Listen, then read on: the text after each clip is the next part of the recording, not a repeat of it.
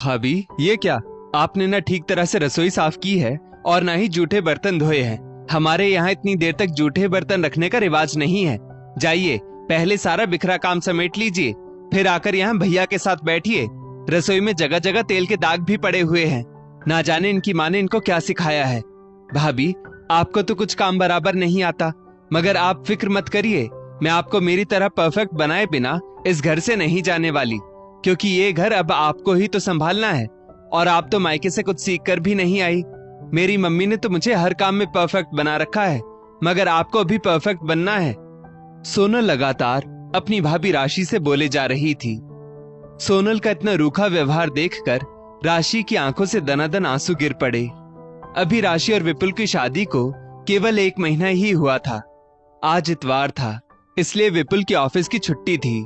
राशि रसोई में काम ही कर रही थी कि विपुल उसे हाथ पकड़कर बेडरूम में ले गया और बोला, आज तो कम से कम थोड़ी देर मेरे पास बैठो, काम बाद में कर लेना। राशि और विपुल बातें कर रहे थे कि सोनल अचानक उनके कमरे में घुस गई और इतना सब बोलकर वापस बाहर चली गई। राशि की आंखों में आंसू देख विपुल बोला, राशि, ये क्या? तुमने तो सोनल की बातों को दिल से लगा लिया। सोनल की आदत है ऐसे ही बकबक करने की, उसकी बातों का बुरा मत मानो। उतने में सोनल, जो कि बाहर कान लगाकर भैया भाभी की सारी बातें सुन रही थी, अंदर आकर बोली, हाँ हाँ भैया, अब आप भी तो आपकी बीवी की जबान ही बोलेंगे ना? ये आपकी अपनी ज्यादा और मैं पराई जो हो चुकी हूँ। मैं तो भाभी को परफेक्ट बनाने के लिए ही इतना बोल रही हूँ, वरना मुझे क्या पड़ी है। आपका बस चले तो आप भाभी को आलसी कामचोर बनाकर रख दोगे।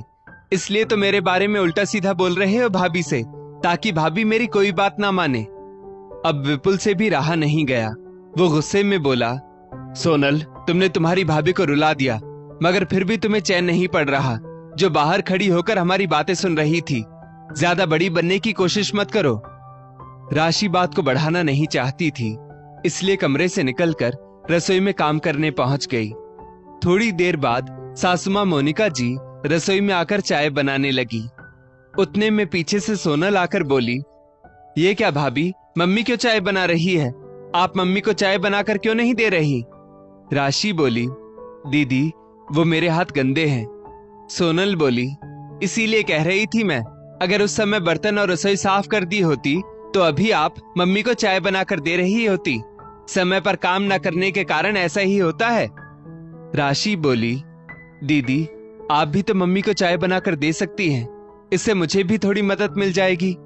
सोनल बोली, भाभी, मेरी मदद से तो आप चुटकियों में काम कर लेंगी, मगर मैं तो यहाँ पूरी जिंदगी नहीं रहने वाली ना, इसीलिए आपको सब काम अकेले ही करने होंगे। राशि का फिर से गला भराया। मोनिका जी बोली, सोनल, मैंने ही राशि से कहा था कि मैं चाय बना लेती हूँ। इस बात पर इतना बहस करने की कोई जरूरत नहीं है। और अगर मैंने चाय बना भी दी तो तू इतना क्यों गुस्सा हो रही है? अभी मेरे हाथ पैर सलामत हैं, इतना तो मैं कर ही सकती हूँ। सोनल बोली, मम्मी, यहाँ बात टाइम मैनेजमेंट की हो रही है। भाभी को समय पर कैसे काम करना है, मैं उनको वही सिखा रही हूँ बस।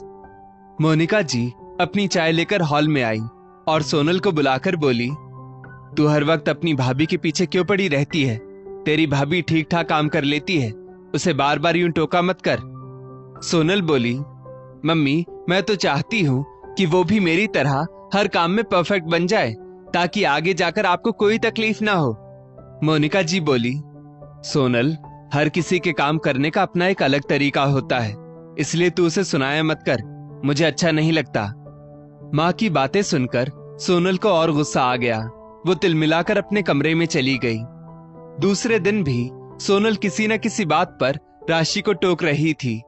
अब ये सोनल की रोज की आदत हो गई थी और वो हमेशा अपनी भाभी को यही बताने की कोशिश करती कि भाभी को तो कुछ आता ही नहीं है। धीरे धीरे समय बीतता गया। सोनल के लिए नीलेश का रिश्ता आया और दोनों की धूमधाम से शादी हो गई।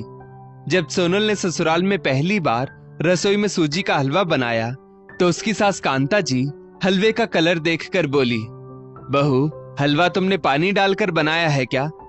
सोनल बोली, जी मम्मी जी। कांता जी बोली, बहू, हमारे यहाँ पानी वाला हलवा नहीं खाते, सभी को दूध डालकर ही हलवा पसंद है। एक काम करो, अब ये हलवा तुम ही खाओ और तुम्हें हलवा बनाने का तरीका नहीं पता था तो अपनी ननद से पूछ लेती। कम से कम इतना सारा हलवा तो वेस्ट नहीं होता। शाम को जब सोनल ने चाय बनाई तो कांता जी बोली, बहू, चाय तुमने कुछ ज्यादा ही उबाल दी है। हमारे यहाँ कोई इतनी गाढ़ी चाय नहीं पीता। आगे से चाय बनाओ तो ध्यान रखा करो। कांता जी सोनल के हर काम में नुक्स निकालती। सोनल अब हर वक्त घर में यही कहती, मम्मी जी, मेरे काम करने का तरीका अलग है, बस बाकी कुछ नहीं। आपकी पसंद नापसंद थोड़ी अलग है। मगर कांता जी कहती, बहू, तुम परफेक्ट काम नहीं करती, बस काम करने को काम करती हो। सोनल को कांता जी के इस बर्ताव पर अपनी भाभी की बहुत याद आती कि कैसे वो भी अपनी भाभी को हमेशा ऐसे ही हर काम को लेकर टोकती रहती थी। मगर वो ये नहीं समझ पाई थी कि उसकी भाभी राशि भी अपने मायके से अलग तरीके से काम सीख कर आई होगी। 1 महीने के बाद जब सोनल मायके गई तो वो बहुत बुझी बुझी सी थी। मोनिका जी ने उसका हाथ पकड़कर कहा, बेटा, तू इतनी उदास क्यों लग रही है? दामाद जी, तेरी सास, तेरी ननद सब तुझसे अच्छा व्यवहार तो करते हैं ना?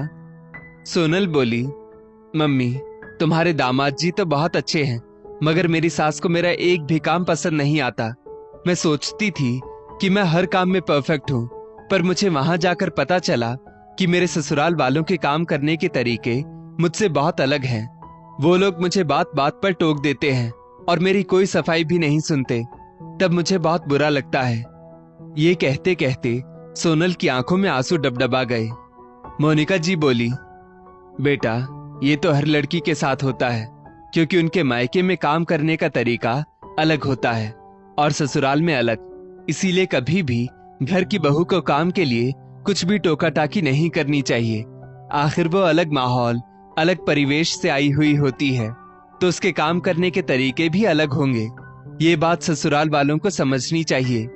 तू जब अपने आप को परफेक्ट बोलती थी तब मैं यही सोचती थी कि आगे चलकर ससुराल में जब तुझे भी नए तौर तरीकों का सामना करना पड़ेगा तब तुझ में समझ आएगी। इतने में राशि रसोई से चाय पकौड़े ले आई और बोली, दीदी, मन भारी मत कीजिए, धीरे धीरे आप भी उनके तौर तरीकों में ढल जाएंगी जैसे मैं ढल गई हूँ। सोनल अपनी भाभी की बात सुनकर शर्मिंदा हुई और बोली, सॉरी भाभी, मैंने अपने आप को परफेक्ट बोलकर आपको भी हमेशा टॉर्चर किया। अब वही टॉर्चर मुझ पर हुआ तो मुझे समझ आ रहा है।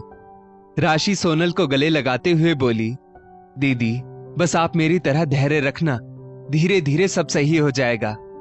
सोनल राशि की बात सुनकर मुस्कुराई और बोली, हाँ भाभी, मुझे भी बस आपकी तरह धैर्य रखना होगा।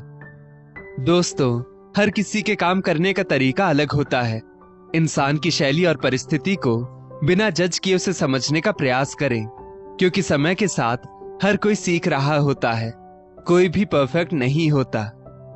इस स्टोरी को लेकर आपकी क्या राय है, नीचे कमेंट करके जरूर बताइएगा। और ऐसी ही और भी बेहतरीन वीडियोस के लिए हमारा पेज जरूर फॉलो करें। धन्यवाद।